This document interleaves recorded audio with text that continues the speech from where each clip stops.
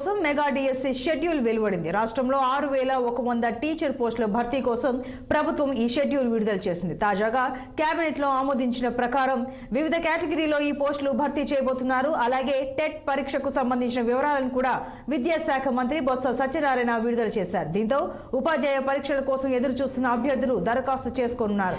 ఈ నెల 12 నుంచి డిఎస్సి ప్రక్రియలో భాగంగా దరఖాస్తుల స్వీకరణ ప్రారంభం కానుంది.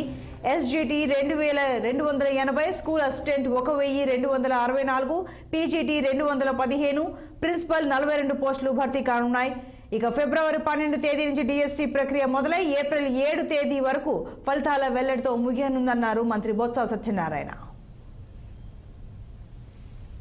ప్రాధాన్యత అంశాన్ని మళ్ళీ మీకు చెప్పవసరం లేదు.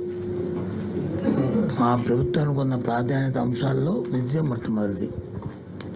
సుమారు ఈ 5 సంవత్సరాల్లో 73,000 కోట్ల రూపాయలు దీని మీద ఖర్చు చేసిన విషయం నేను అసెంబ్లీలో సాక్షాత్తు గవర్నర్ గారే వారి ప్రసంగంలో చెప్పారు. మా ప్రభుత్వం ఈ 5 సంవత్సరాలు, ఈ 4 సంవత్సరాల 10 నెలల కాలంలో ఇప్పటికీ 73,000 కోట్ల రూపాయలు దీని మీద ఖర్చు చేసిందనే విషయాన్ని వారు చెప్పిన విషయం మీకు తెలుసు.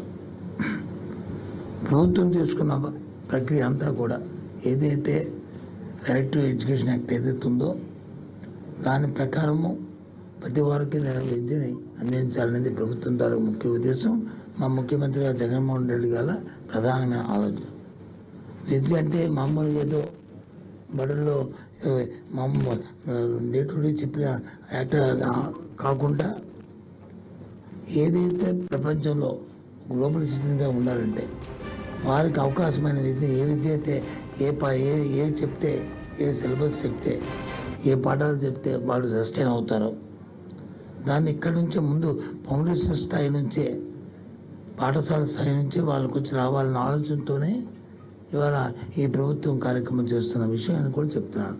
దాని ముఖ్యంగా మా ముఖ్యమంత్రి గారు డే టు డే ప్రతి నెలకి 2 సార్లు రివ్యూ చేస్తూ మా అధికారుల్ని, మమ్మల్ని అందరినీ కూడా ఎవరు ఏ సలహా చెప్పినా, సూచన చెప్పినా అన్నీ చూసుకుంటూ ప్రపంచ పరిస్థితుల్ని, దేశ పరిస్థితులను ఆలోచన చేస్తూ దానికి తగ్గట్లు మరి ఇవాళ మా ప్రభుత్వం తాలూకా మరి కార్యక్రమం